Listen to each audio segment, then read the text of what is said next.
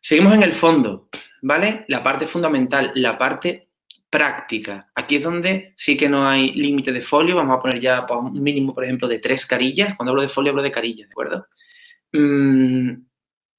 Y es donde das una respuesta práctica a lo que te pide el enunciado. Ahí es donde elaboras una final task, ahí es donde explicas una sesión, juegos, lista de actividades, ahí es donde explicas qué es lo que haces tú con los niños en la clase, lo realmente importante para trabajar, para responder al enunciado de una manera práctica. Importante, yo me invento una palabra que es la de subapartadar.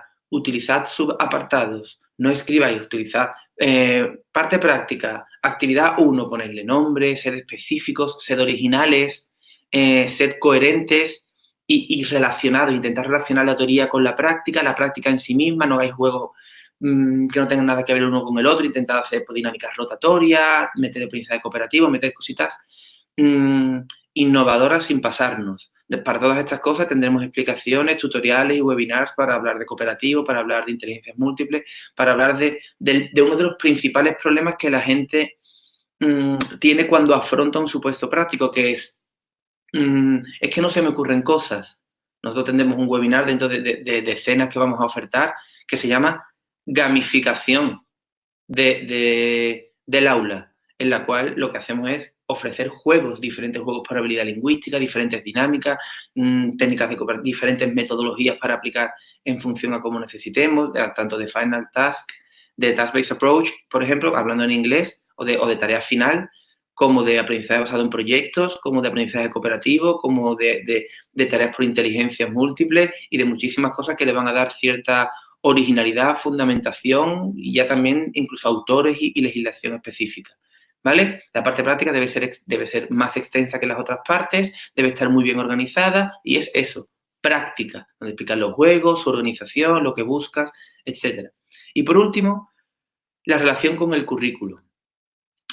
Aquí hay bastante controversia y lío, porque cuando tú en un supuesto práctico explicas un juego, porque te pide el supuesto práctico eso y respondes de manera correcta haciéndolo de esa forma, tú explicas un juego o una actividad, hacer una relación con el currículo de un juego es muy sencillo.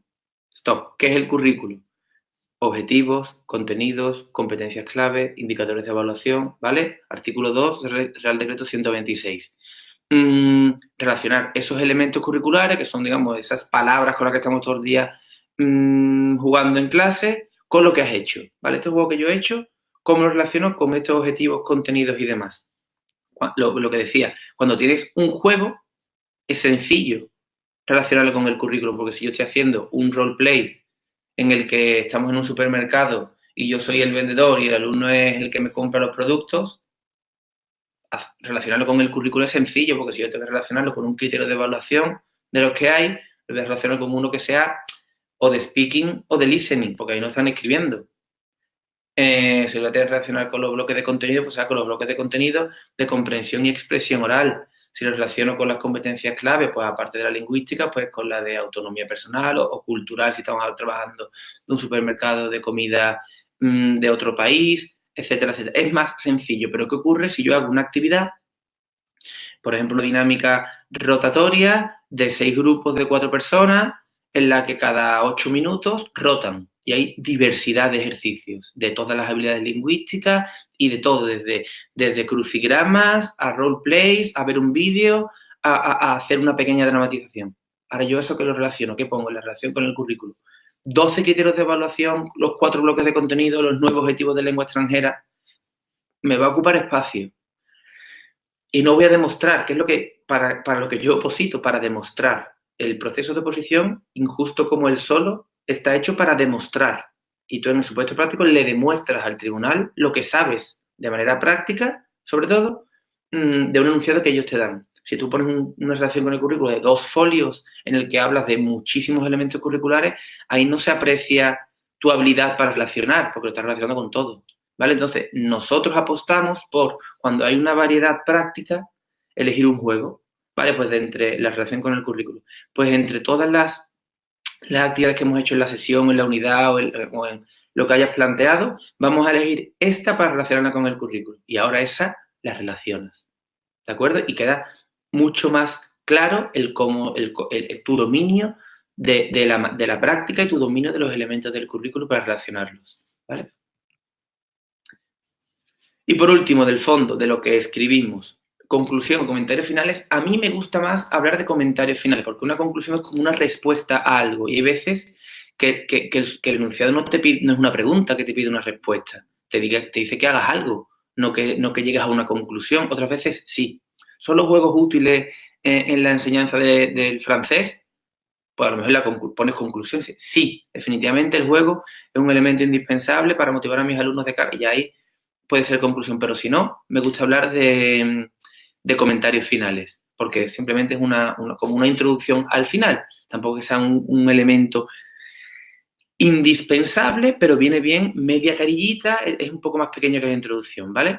Y vuelves a hacer lo mismo, a concluir lo que has hecho, lo importante que es el tema central que has trabajado a lo largo del supuesto práctico, y digamos que cierras un poco el supuesto práctico. Y por último, las referencias. En este caso hablamos de referencias bibliográficas de autores de libros y de referencias legislativas.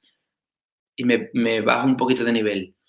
A lo largo del supuesto práctico, al igual que en la programación didáctica, en la exposición y en el tema, estamos haciendo continuas referencias a la ley y a autores de referencia en nuestro campo, ¿vale? Porque nosotros, ni vosotros ni yo, somos nadie, no somos ni científicos ni somos literatura específica de nuestro campo. Por lo tanto, estás continuamente haciendo referencias, pues si hay una definición de juego, pues algún autor que hable sobre el juego. Si estás hablando de los objetivos de lengua extranjera, pues indicas qué documento legislativo o qué documentos legislativos explican los objetivos de lengua extranjera, y así con con los documentos legislativos y con los autores.